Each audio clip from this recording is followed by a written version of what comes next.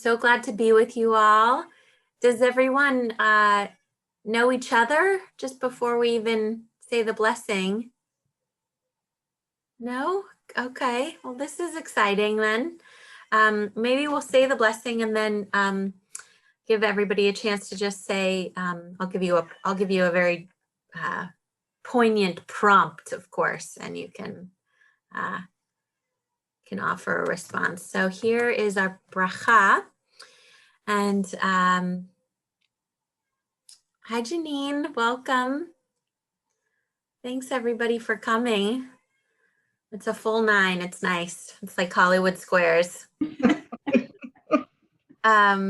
Great, all right, well, I invite you to, all of us, to just take a breath and kind of arrive into this space of imagining preparation for Pesach. I know it seems years away, but it's a coming. So maybe just arrive at that moment, preparation. And then we will say the blessing together for the opportunity to learn Torah.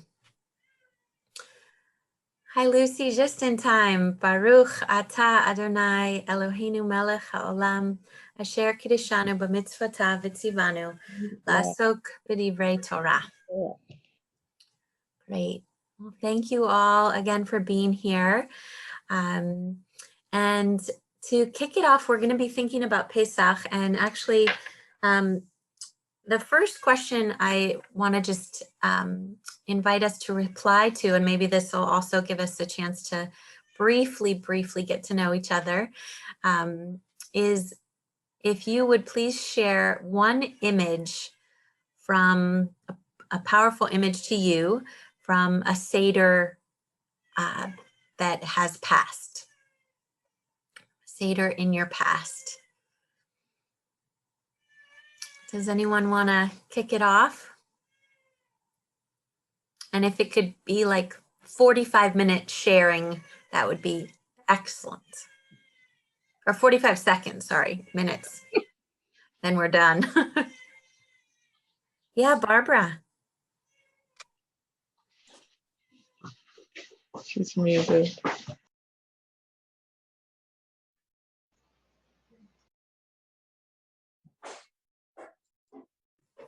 Go ahead, Barbara. That's weird. We're not hearing you. We're not hearing you. So Maybe does someone else want to share as Barbara's getting it organized? Matt, go ahead. I did not have my hand raised. Are we all going around and sharing? Yes, just an image if you'd like to either put it in the chat or raise your hand and share of an image from a Seder past.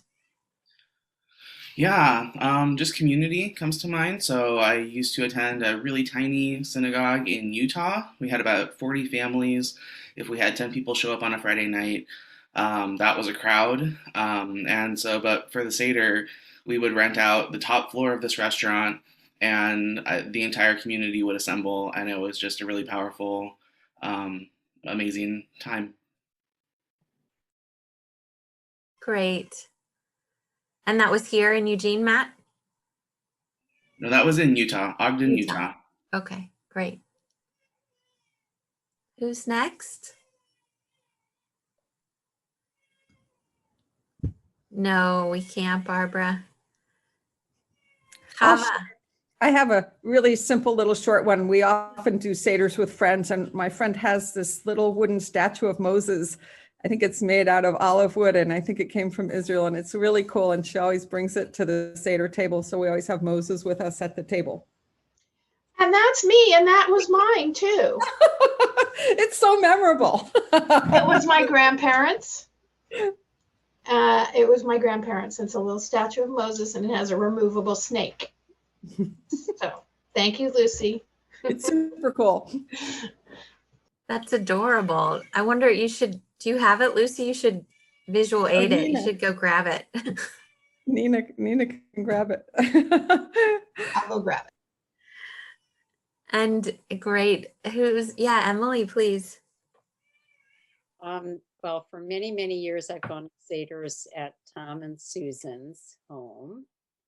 And that Tom, yes. And many, many memories. But one that comes to mind is at the beginning of the Seder, we always think of people who aren't there, aren't with us, whether they've passed away or they are geographically distant, and kind of bring them into the circle. And it's just a nice ritual. Very powerful.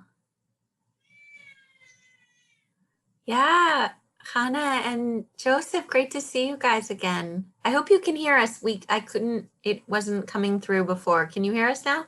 Great. Now I can, yes. I'm still having trouble with the Seder last year. Everything was on Zoom. And we're going to be on Zoom again, except for one of our friends here in Arizona. But it was very interesting to not be in the same room with everyone. We were with our daughter and her spouse in Portland. And it was still memorable. It still meant a lot. I'm just really looking forward to being all together again, physically, and not in separate rooms. And I just wanted to share the blessing of our new Seder plate. Amazing. That's gorgeous. From Israel? No, actually, it's a spode. You know what spode is? I do. Yeah, it is. It's gorgeous. And the one this isn't a past Seder, but the one coming up, it's a very, very tiny shul here. But there is a couple from New York, an older couple, and every year they make a Seder meal that you can buy and take home with you and do the Seder. And so it will be nice to see them again and share in that. Beautiful. Yeah, Jason or Marissa, Tom, Janine, Chris, anybody's welcome. Or you can totally pass, no problem. I would share. Oh, sorry, go ahead. No, I was just going to bring up the memory. When I was a grad student in Berkeley, I went to a Seder that was hosted by some housemates whom I knew, but there were a lot of other people there whom I didn't know. Also, all of them were graduate students, and that was a lot of fun because everyone didn't know each other, and you got to know more people, and it was a really big sense of community. Like Matt said, it was very communal in that way. It wasn't just a small group of people; it was a huge table, and it was a lot. You know, it was just very very community minded.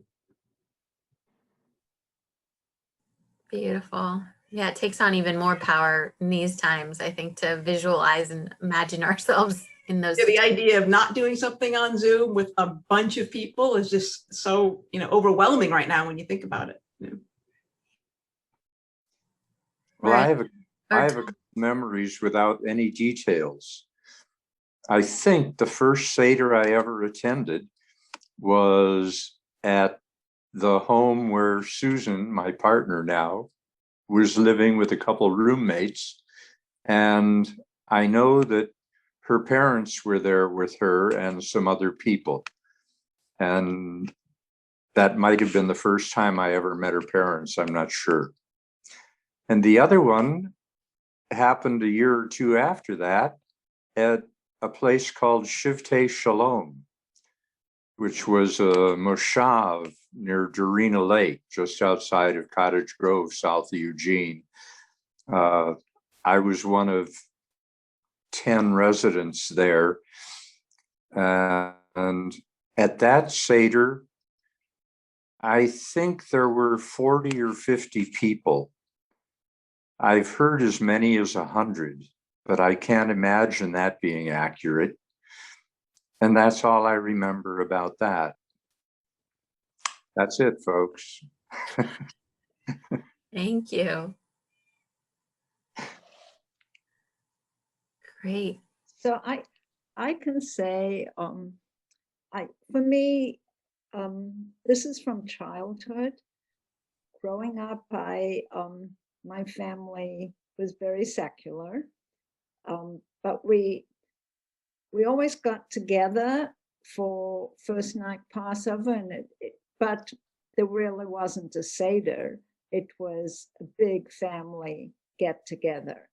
And then second night, we went to very observant friends and had a full Seder. And that was like living in two worlds. I just remember it being very long. So those are my memories. That's great. Thank you.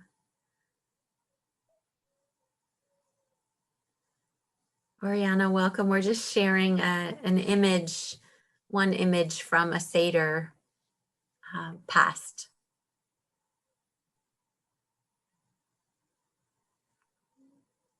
Nina, did you want to elaborate on your Moses? Wow.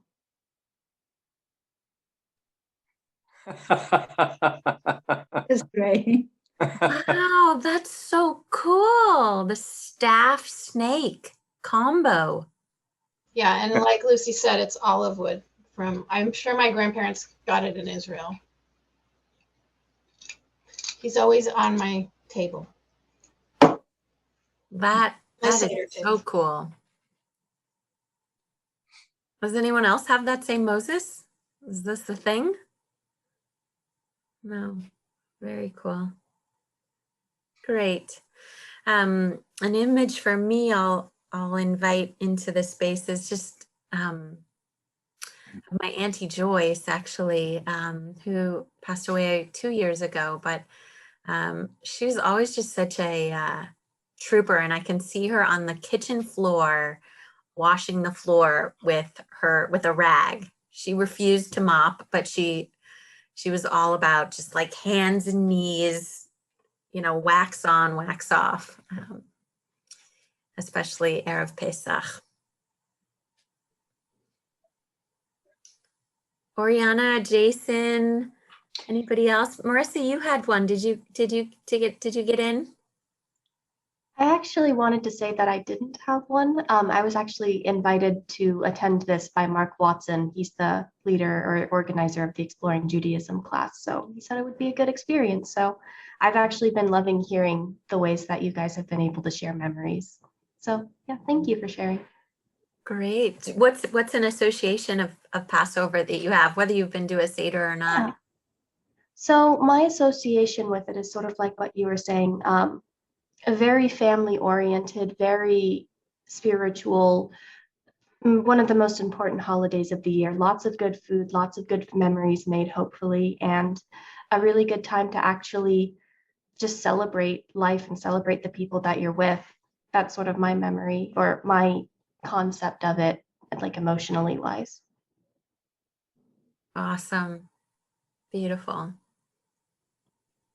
I've had a couple of wonderful Sederim with a few of the people here, but I think when I lived in Israel, I typically was at the table of David Moss, who is a well-known artist and created a Haggadah probably in the mid-80s for he revived the calligraphy. You would see him in the Jewish catalog from years gone by. And he was commissioned to make this Haggadah on huge cloth parchment with gold and paper cuts and everything else. And being at his Seder and with his family was always quite an experience. They would have multiple games and questions and art, and so those were really good memories.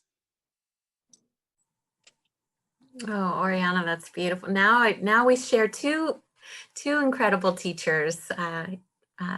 David Moss was also a teacher of mine. That's amazing to hear.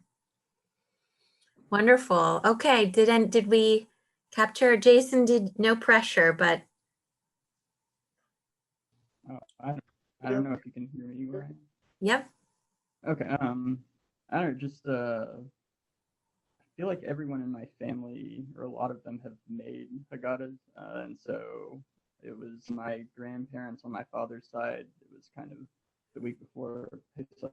We were always rushing through to do edits because we would print them out and have them around the tables. And I know one of my older cousins is a rabbi, and she's written a Haggadah. So those are my my attachments to it. It's somewhat like we're a little bit loose, but very involved with everything we know. And I know that's the way I like it. That's so great. And I hope, just kind of hearing everyone's memories, you maybe got like a taste in your mouth, or a smell in your nose, or an image that comes to mind. That's Pesach, really, is the visceral evoking of memory and kind of a lived experience. So thank you all for sharing those precious gems, really, from your life. So we'll dive right in, and this is a two-part class or conversation, really. And the way that I'm thinking about framing it is tonight being about freedom from, and next Thursday being about freedom to. So I guess before I even share the text itself or a source, this idea comes from one of the places I first heard of it was Nigel Savage, one of my friends and colleagues from New York, taught it in the name of Sir Isaiah Berlin, a British philosopher. So want us to just think for a moment about, this pairing, freedom from, what is it that we are coming out of? What is it that we are leaving behind? What is it that we want freedom from? And then next week we'll look at freedom to. Does that land for everybody? Kind of as a frame? Okay, great. So along the lines of freedom from, I thought we'd start with a teaching by my teacher, Rabbi Arthur Green, and founder of our rabbinical school, in the sense of, what is it that we are escaping from? So does somebody want to just read this bold section? This is a comment on the Arba Kosot, on the fact that we have these 4 cups of wine. So does somebody want to just read this bold section? Also put it in blue. Is it possible Can you take over? Good. Go ahead? Their years in Egypt had taken them down to the lowest of spiritual rungs. They needed to be purified step by step before they could be taken forth. Great. Thank you. And, this idea is a Kabbalistic idea that we live on rungs.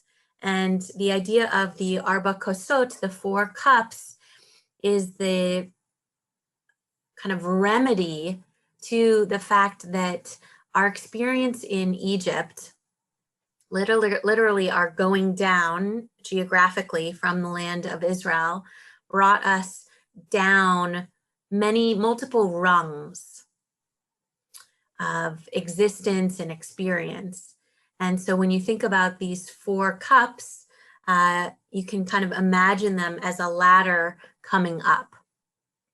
So just want to, after each text, give a chance for any comments or reflections of this idea of living on spiritual rungs. It might be new to you. You might have heard it many times, but we think of slavery as in this kind of very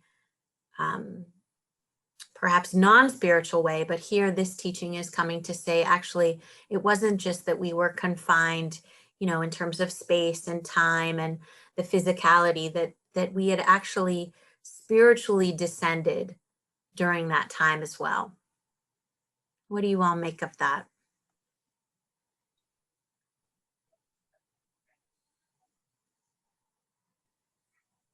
Marissa, is that a hand, or yeah, go ahead, please.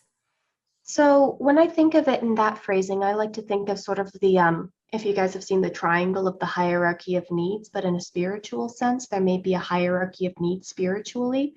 And if you are spending every single day of your entire life just trying to survive, just trying to make by, and you are being constantly sort of beaten down, carrying so many yokes, there's not really a lot of room to explore that.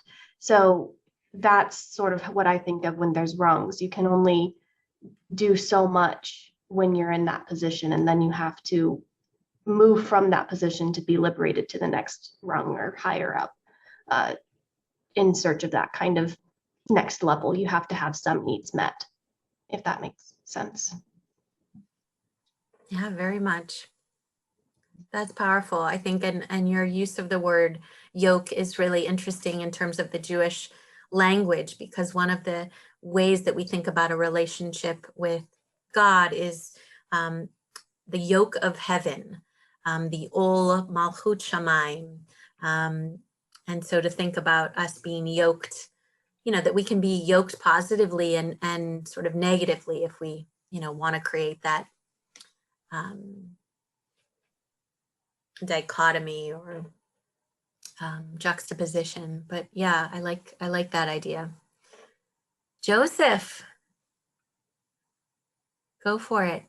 Yeah, hi. I think the Kabbalists describe it as peeling back a layer or a veil to get you closer to the source of the light there. So that's the rungs idea kind of corresponds with that.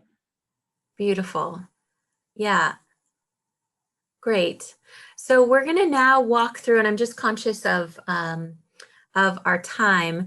I want to take us through 3 actual symbols from the Seder plate. We'll do 3 symbols tonight, and then 3 symbols on Thursday. So this was just the, in Hebrew, we'd call it the keter, the crown, of kind of a frame in which to view this idea of freedom from.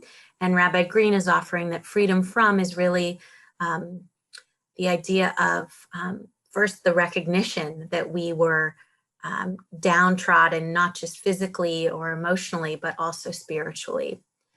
And 3 other symbols on the Seder plate. We're going to start with maror, and then move to the salt water, and then the Shank Bone, just as a tour tonight of 3 symbols that we'll dive a little bit deeper into from this perspective. So we're going to look together at a teaching from the Zohar, and just this concept of maror.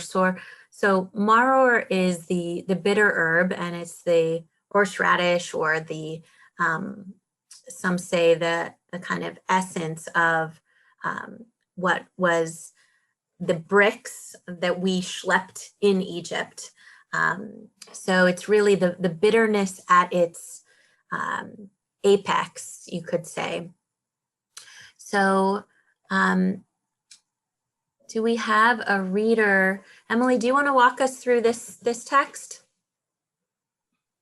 Sure, but could you make it a little bit bigger? Absolutely, great idea. Screen anyway. Just blink so you don't get dizzy. Maybe that's better. How's Yeah, that? That's better, thank you. I can even go bigger. Do you want bigger? Yeah, I can do that. Here. Why should we struggle? Okay. All right, good. All right. The Zohar teaches us that the story of the Exodus is really the story of the exile of speech.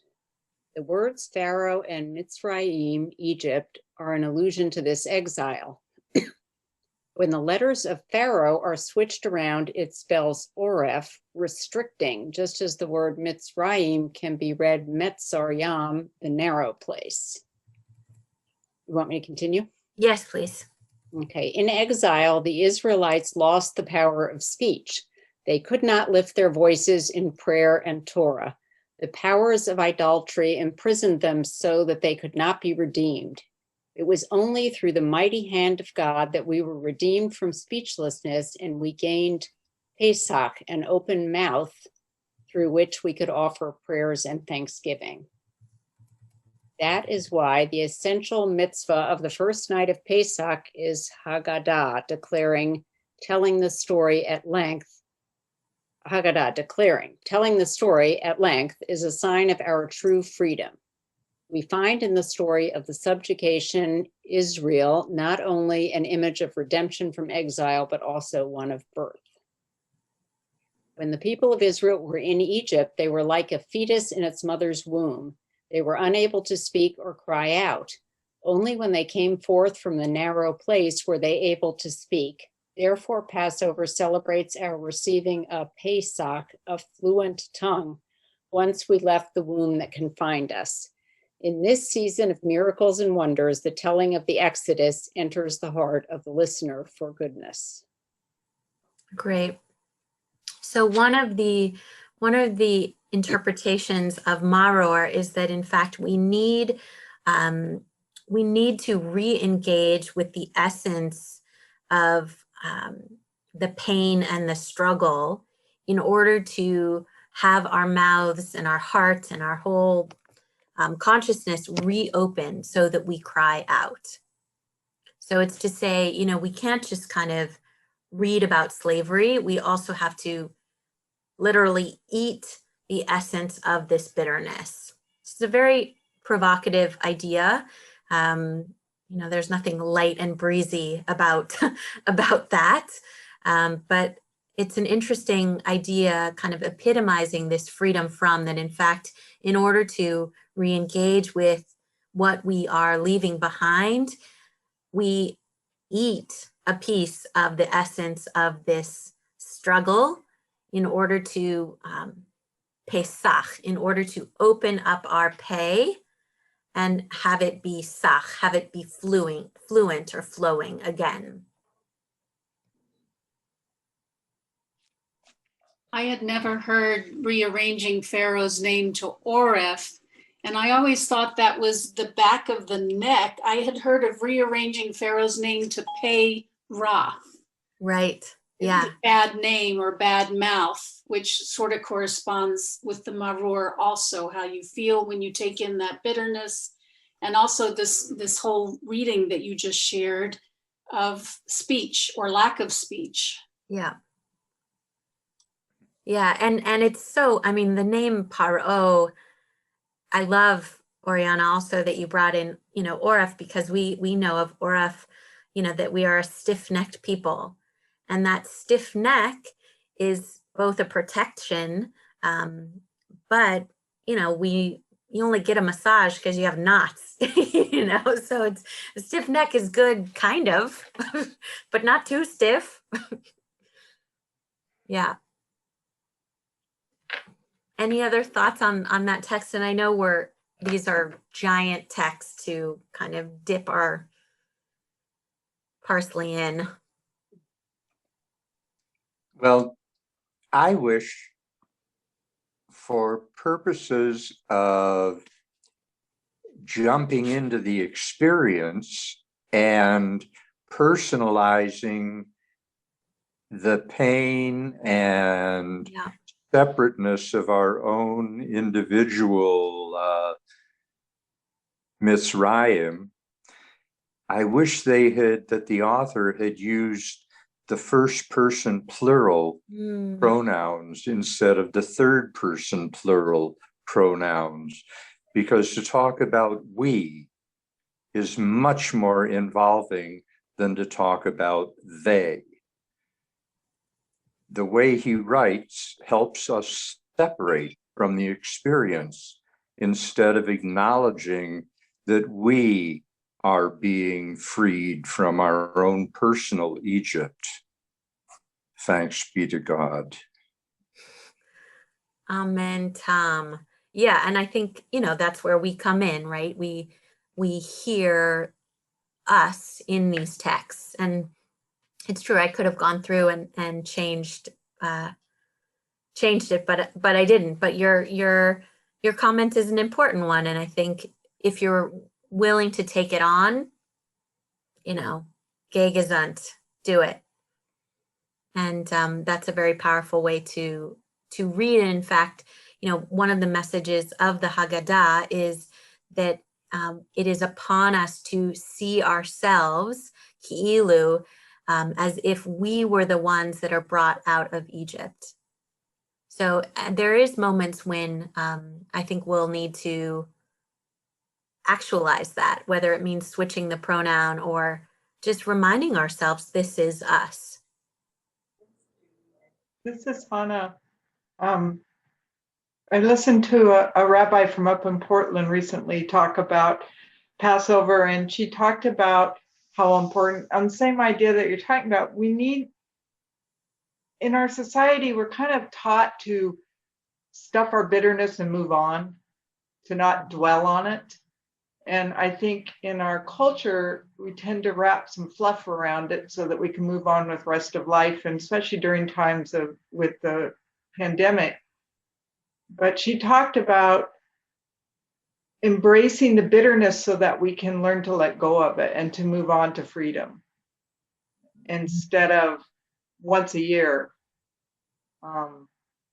we eat some parsley and we're reminded, but to take that on as we move out of it. Yeah. I feel like I'm rambling. I think I'm tired, but no, we got it. Definitely got it. Barbara, I'm gonna unmute you. Barbara, we can't hear you. Hold on. Sure, it's. Can you hear me now? Yep. Yes. Okay, this is my third device that I've tried, so yay. The Haggadah we use at my house says, we feel the feelings. And I think the importance of that is, we've had a lot of opportunity in the last several years to think about the difference between sympathy and empathy. Mm-hmm. So when we feel the feelings, I think that really strengthens our obligation to help other people who, for whatever reason, have those feelings, who are enslaved. So that's kind of my take on it. I love it. Yeah, very important, right? And it's not like we needed to. We could have had just the Freedom Seder, but in fact, the point that I'm kind of wanting to highlight tonight is it's not just the Freedom Seder. We also have the Slavery Seder as well, and it's woven into the symbology of the Seder plate. The matzah itself, you could say, is both the symbol of our freedom and our slavery, right? And it's that thin of a tipping point. That's good. And Barbara, I would like what you're saying, that in fact it becomes almost a catalyst the further we go. And I think, Tom, you were saying this as well, the further we go into the experience and Chana of kind of living with the urgency of slavery, then perhaps the more momentum we have to help others who are still enslaved. Right. Yeah. So let's shift and a question, a take-home question, if you want it, is what has been narrow for you this year? Wow, good. I'm glad that brought some levity. Yeah, right. What hasn't been narrow? I could have put that one too. Because the text that we're about to read and that we actually just left talks about, the word Exodus is Mitzrayim, which means Meitzar Yam, a narrow expanse. And it's also the idea of one of the images is that we have to go through that narrowness in order to emerge on a wider side, that in some way it's a birth canal. So does somebody want to take us through, Matt, do you want to take us through this Sfat Emet piece? And let me enlarge. Just do a.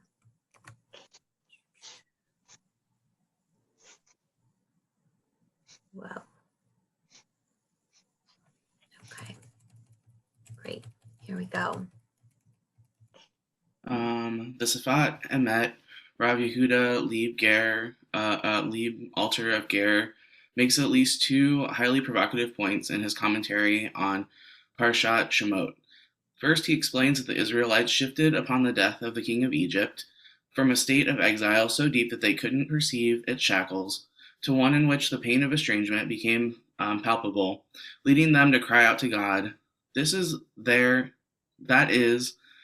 is a level of galut in strangling in its grip that one suffocated within its grasp can't even cry, can't perceive their enslaving forces. Perhaps we'd call it a total lack of consciousness, a lack of mental slavery, damning in its icy indifference, in which we don't have access to, don't know the parts of ourselves most in need of rescue. But the Sefet Emet also points out that the meaning of the story of the redemption is that there is a place inside every Jew that remains eternally free, a point that has not submitted either to external or internal tyranny. It is this place that ensures the possibility of redemption, in that its wailing resistance prepares the way to a new reality. To leave Egypt, to defy the threat of total immobilizing galut, we must rely upon its inner point and demand that it cry out, loudly, louder than the screeching silence of unconsciousness, of numbing quietude. It is the war against slipping into this space of unfeeling ignorance that characterizes our daily battle against slavery then as now.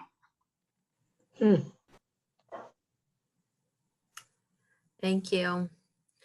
So another kind of wham bam text, very, very powerful. And I actually just recorded today a Devar Torah using a piece from this text. So if you want to hear more about it, coming soon to a shul near you. So what do you make of this notion of an inner point within us that we are drawing upon in order to kind of break through these shackles? This idea that slavery is actually something that is we acclimatized to, that we become enslaved such that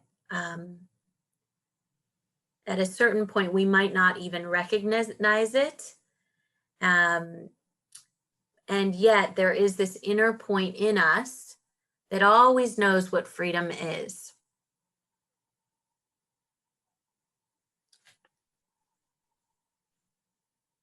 Incredibly inspiring and hopeful, actually.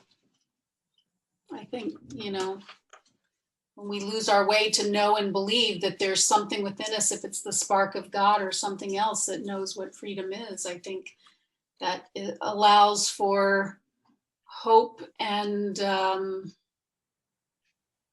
belief, and perhaps even working towards something better.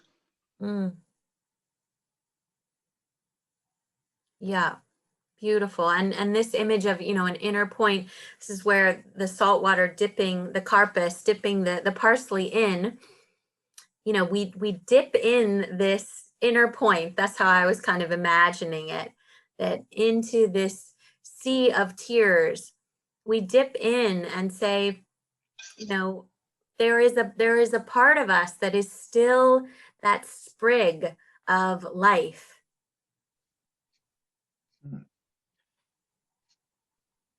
These two kind of intersect in this ritual, the tears and the life force, that inner point.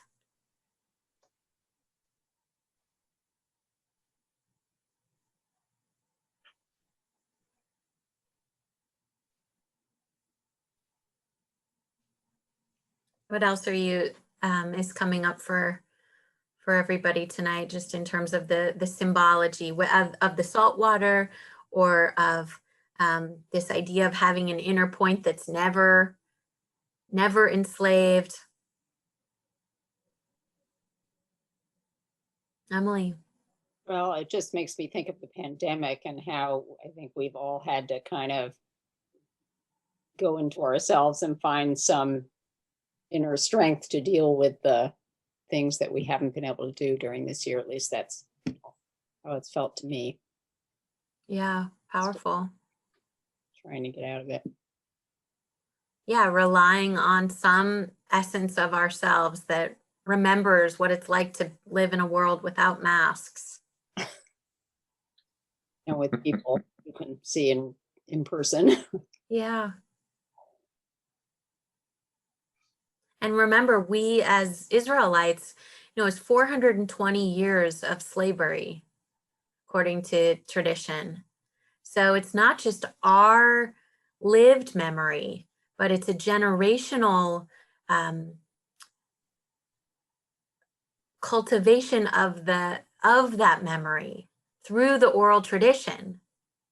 Right? This is where the power of Haggadah, of telling the story, becomes paramount, because if you don't have anybody ever telling you what freedom was like, how are we to know? I think about kids today who have only known the world during COVID. To them, masks are normal.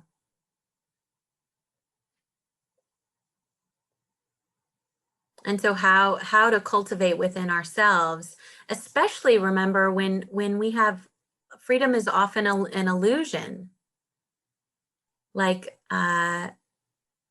we think we're constrained now with COVID, but, God forbid, whatever. This could look dreamy. I also think we can look back on this year and look at the Black Lives Matter movement and think about the way that we enslave, so many, with our caste system, so many people, and how, in a way, we've all gotten to share that narrowness because it's been so, just prominent in our world over this year. And, it's just sort of appalling to think that we have in, our much closer history, so much slavery and so much mistreatment of people and so much use of people's bodies, it's very close to home. Absolutely. Like, in some ways, we have been living through a series of plagues. And they're plagues that have all existed for far too long. Right? We might, the pestilence or the hail or the frogs might emerge, but these things didn't come out of nowhere. And Lucy, what you're reminding, when we think about George Floyd, was everywhere, and then COVID came, and we've had a series of plagues on top of each other. Hi, Viva. Welcome. Sorry I'm late. It's great to see you. Yeah. So how to, Lucy, what would you bring to, as a kavanah, as an intention, to the dipping of that parsley into the salt water with the thought that you just shared in mind? I'd like to bring, a world that does not enslave, but unfortunately, this world that we live in, that is a part of our world. And I don't see that changing because we are very hierarchical. And in our Saturday morning Torah study, Oriana's smiling. Yeah, we've been talking about how, you really can't, you can't expect to, live in Eden when you live on earth, because you live on earth. And, it's sort of like there's being enslaved and life being bitter. This is what we have. And so, we try to surmount it with Torah. And when we're doing a good job, our Torah can help us to really be the people that God would like us to be, at least in theory. Mm. Well, I think, this text really, for me, I actually heard and kind of felt George Floyd when I read this line. There is a level of galut so strangling in script that one suffocated within its grasp can't even cry out. Right? There's a way in which the salt water, we're meant to taste it. We are meant to immerse ourselves back in those tears, to recall the strangling grip and the enslaving forces. And here I would add, not just around us, but within us, right? In what ways are we still perpetuating some of these forces and acting them out upon ourselves and each other, and so that this framing of freedom from, we're not, we're part of that picture. Yeah. We don't just eat the parsley, and kind of like yada da da da. We dip it, we immerse it, we make it taste of tears.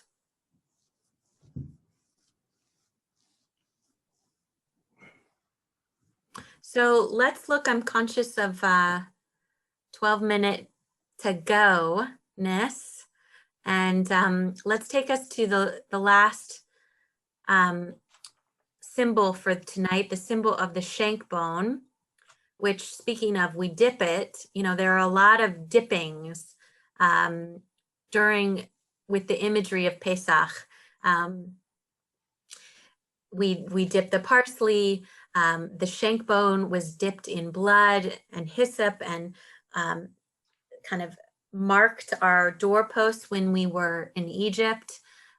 This idea of dipping, immersing one thing into another, is a very potent choreography for the Passover Seder. So I just want to mention that even our physicality, we're dipped, right? We're dipped. We're asked to lean to the left.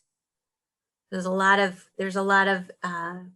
dipping there. So in terms of this shank bone, that was the kind of paintbrush of the blood and also the sacrifice itself. I brought a poem by Rabbi Naomi Levy from LA, a wonderful contemporary poet and author, rock star, soul.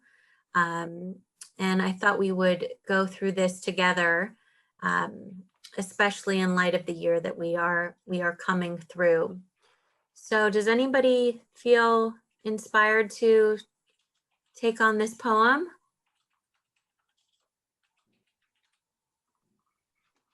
Viva, you want to take it? Sorry, in English, right? Oh, yes. Let it pass over. On this sacred night, divided in space, united in voice, as we start our Seder, we cry out to you, God. From our place of confinement and worry, hear our Passover prayer. Let it pass over, God. Let this plague pass over us. Let it pass over every nation, every people, the young and the old. Let it pass over every city and every village all across your world. Let it pass over. Heal those stricken in every hospital bed and in every home. Let this night of liberation mark the birth of a great healing. Give all souls the wisdom and the strength to sacrifice their freedom of movement for the sake of life. Send healing to all who are ill. Fill doctors and nurses and all those on the front lines of this battle with the full force of their sacred healing powers. Watch over them, God. Enlighten scientists all across the world with insight and discoveries that will lead to effective treatments. And someday soon, a cure. Free us, God, from this plague. Shelter us with your comforting presence. Thank you. So I wanted to ask, as what would your Shank Bone be? What would your kind of pass over us, God flag be this year? And some people, by the way, don't use the Shank Bone. They use a beet or other iterations, vegetarian, non-animal iterations. But it is this kind of sign of both an offering that was made in the temple and the insignia that God should pass over the houses of the Israelites. So what would that look like for you this year?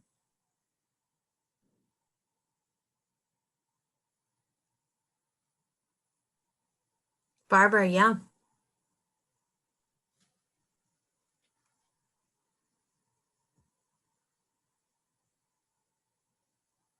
I'm really irreverent, so I would say it's a mask, but I know that's not really the That's kind of. what I was going to say too. Yeah. I think that's awesome. Yeah, like move on, God. We got it.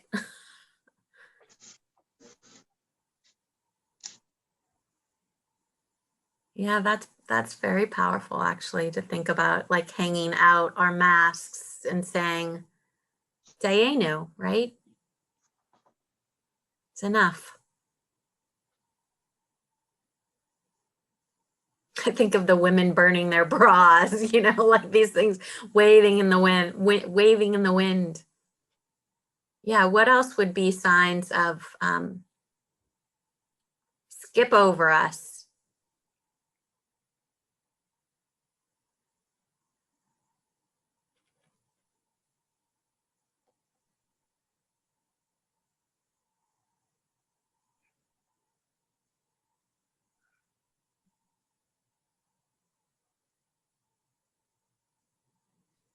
Some of you are speaking, but are on. Hannah, were you saying something?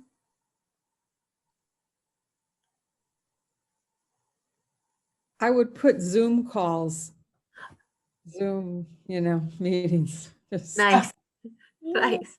I've had enough, Dayenu. Dayenu with the Zoom. I was actually talking to my husband, Joseph. We were brainstorming together. So. Okay. Great. All right. Well, I hope that these three symbols, the maror and that bitter herb and the salt water and the shank bone, that these can really, that we might dig into them a little bit deeper when we're doing the Seder ourselves. It's so easy to let the rituals just kind of float by. And I hope that in some ways, just reviewing some of these symbols themselves kind of awakens your own Torah about what these symbols might be for you this year. The ritual is meant to provoke. It's meant to ask us to ask questions, to get us to ask questions. So as you're thinking about, how can your Seder be made richer this year, or you even feel inspired considering it's probably going to be on Zoom, perhaps you re-symbolize your own Seder plate. Maybe you have a mask and a Zoom, little picture of some Zoom screen, and it might be a totally different Seder plate for you that you wander through to let go of the past year and realize what you're letting go of.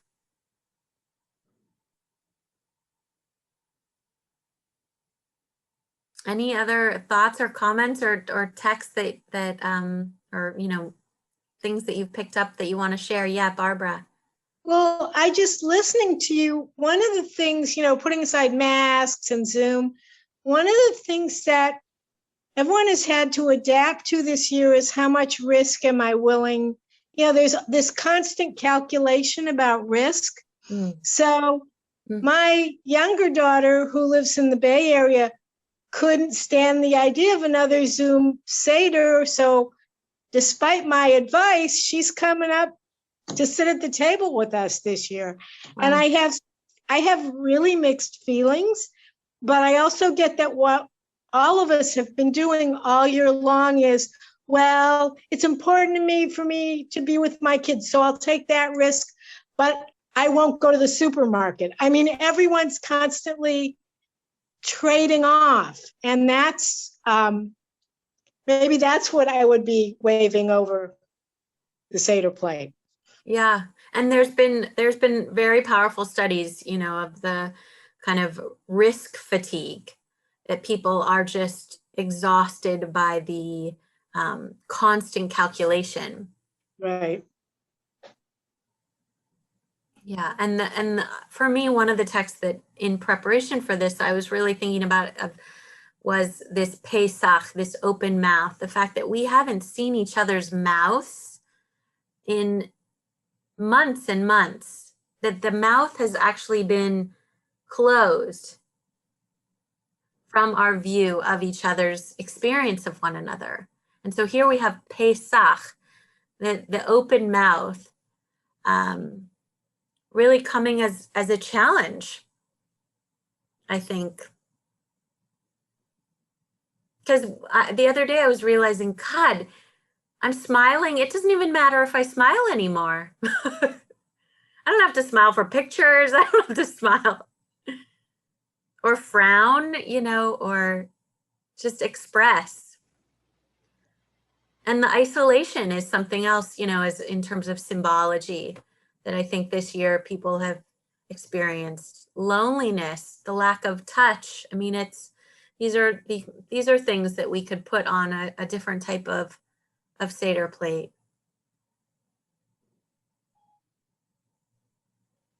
Yeah, I had a thought that even though, I don't know, you're talking about the lack of touch, and I appreciate that. What was interesting was that the way you explained Pesach and the meaning of it, and it being about the mouth opening and vocal. It's interesting to me that it's a month after Purim, which is about written declarations, and so I don't know, like having a holiday about written declarations and then one about opening a mouth and fluency of speech just kind of shows the importance of communication, and getting together in these things, even if we can't be together and see each other and be there to feel each other's touch. Then at least there's this. At least we're talking. Thanks, Jason. So good to hear you. That's awesome.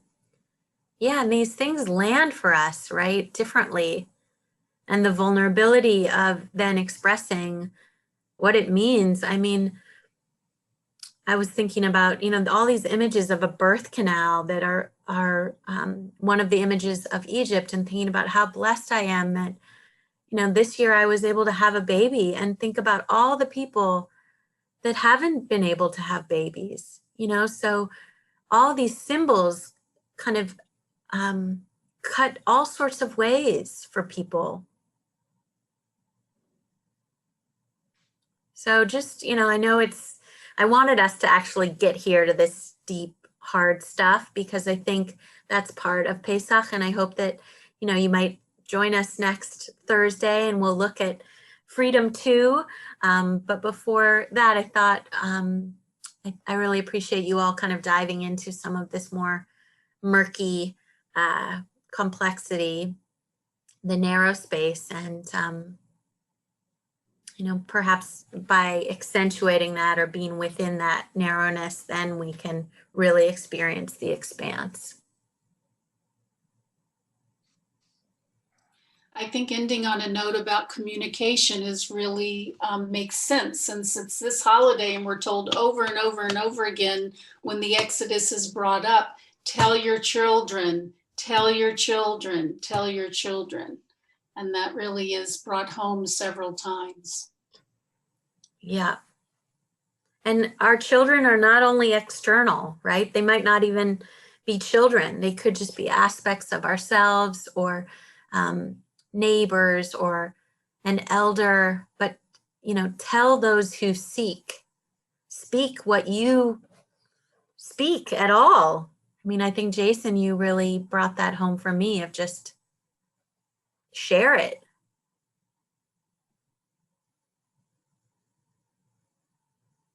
Yeah.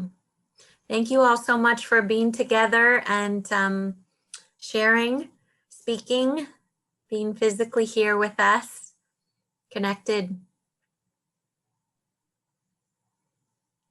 Wish you all, Lila Tov, a good evening. Hopefully we'll see you next week. Thank you, Rabbi. Thank you all. Thank you. Thank you, Rabbi Solomon. Very good, very thought-provoking. I'm so glad. Thanks, Barbara. Good to be with you.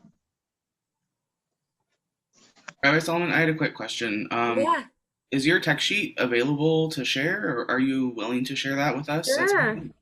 Yeah, I haven't. Let me just make it into a PDF real quick, Matt. I was just playing around now that I did the formatting. Or do you want me to just email it to you, or do folks? What's easiest? Why don't I just email it to you so I don't have to? I'm gonna wrap up the meeting. Yeah, I'll send it to you. Rabbi I'm Solomon. interested to, what was the title of that poem I read? I'd be interested to send to my family. Let it pass over. Thank you. Naomi Levy. Mm-hmm. Thank you all. All right, thanks everybody. Good to see Thank you. you.